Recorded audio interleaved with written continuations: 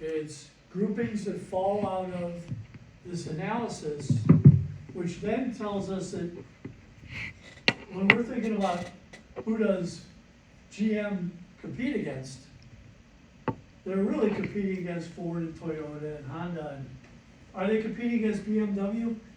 Yeah, but not on the same scale, right? These guys are on a whole other scale, so their strategy is very different. BMW's strategy is about cars and motorcycles, but it's not about trucks. And it's not about being this broad player, right? They're worldwide, but they're not broad. And these guys are more national and regional, right? They also do cars, but they're doing it different. So it's a different strategy. That's what we're trying to figure out here. What are the strategic groups? So what would be the strategic groups? There's many different retailers, depending on how you define your industry. But for Walmart, as you map them along some two dimensions, and you gotta pick what those are, you're gonna ultimately figure out who clusters together with Walmart that you would be able to define based on how you define the industry, are the ones in their strategic group that compete along the same strategy, okay? Most of you did much more about the company, using the 5 forces to analyze the company instead of analyzing the industry. So you kind of missed what I was looking for. I blame this on Rama. I blame this on your marketing classes. Because they gave you too much 5 forces. But we're concerned with the industry before we ever move on about the company. You might talk in your write-up about how this might impact them, but mostly I'm concerned about the industry. Then when we get into the 5 forces, right? I need to know more than just telling me industry rivalry is high. You know, there's indicators that will tell us, how do we know that? Remember I talked about the grocery industry? I said, you know, how do we know that industry competition is fierce? How do we know rivalry is intense? Because margins are so thin, right? It's cutthroat competition that tells us that. And we have evidence for that because of those thin margins. What do we know about diversity of competitors? What do we know about product differentiation? What do we know about excess capacity and cost conditions, right? I need you to drill down on this stuff, right? I don't need a 5,000-foot evaluation to say, this is high, that's low, let's move on to the next topic. I need your analysis, okay? When you talk about threat of entry, do the research. Have there been new people moving into the market? Maybe it isn't even new entrants into the industry, maybe it's new entrants into the market. That certain are they're expanding, right? And moving into others' territory. Okay? Or is it, you know, in retrenchment, like banks are right now? Right? When we say substitute competition, we don't mean other people doing the same thing. We mean alternatives. So for the grocery store, it's going to McDonald's, right? And in terms of buyer power, are these competitors at the whim of buyers? In the grocery industry, they are. That's why they offer coupons. That's why they're always having sales. That's why they have really thin margins. Because they know you can shop across the street. And that's why they give you a loyalty card and then give you cheap gas on top of it, right? All these things are indicators that buyers are really in control here and have a lot of power, right? Evidence for that is price sensitivity, right? So, if you use IBIS, if you use S&P surveys, and they give you a lot of this, right? Now you might have to do some additional research, but this is what I'm looking for. Now, this is feedback. I've got feedback written up for each one that I'll send you.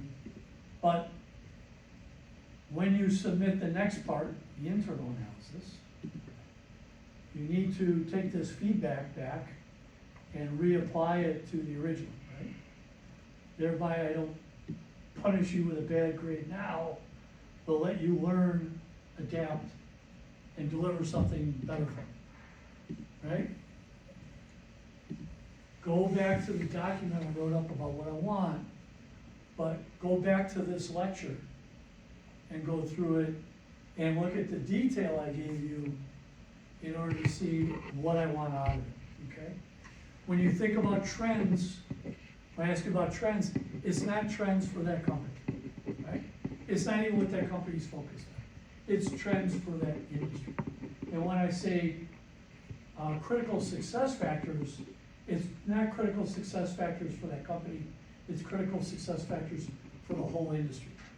So critical success factors for manufacturing are things like managing capacity, economies of scale, location of plants, right? It's not just about the technology, right? That is a trend. It's about things they have to do as basic blocking and tackling, and they've got to be good at in order to survive, right? So we see all these restaurants closing all around, right? A lot of them were very innovative, hey, great following. Does that mean that they survived? No. The Melt down the street from me is closed. It just closed, not because they didn't have a great loyal following, not because they didn't have good food, because they had rented out a space that was just too big and the rent was too high. And I heard the owner chef say it on the news, it was my fixed costs that killed me. Right? You couldn't do enough volume to catch up with those fixed costs. Right? So it's the basic, when we talk about critical success factors, it's often the basic blocking and tackling. It's not just the new and exciting, okay? So with that, next week there's a test on this, mostly on this new stuff. There might be a couple questions on week 1 through 5, but mostly it'll be on the stuff we've covered since then. Then there's a couple readings for next week and a discussion around developing alternatives that will eventually need to happen in your final report. Final report you'll develop after you do this internal analysis. You'll come up with 3 alternatives for your organization, depending on what you see as the critical problem or opportunity. And then you'll select one of them, make that a recommendation, right? But how do you get to those alternatives and how do you evaluate them? Right, that's what these 2 articles and lectures are.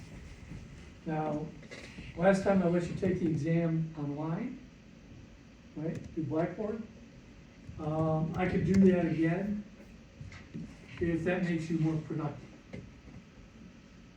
And then you've got the following week, there's no class, you get to work on your project because the next deliverable is due after that. I have to trust you let you get together as a team and work on these without making you come to class.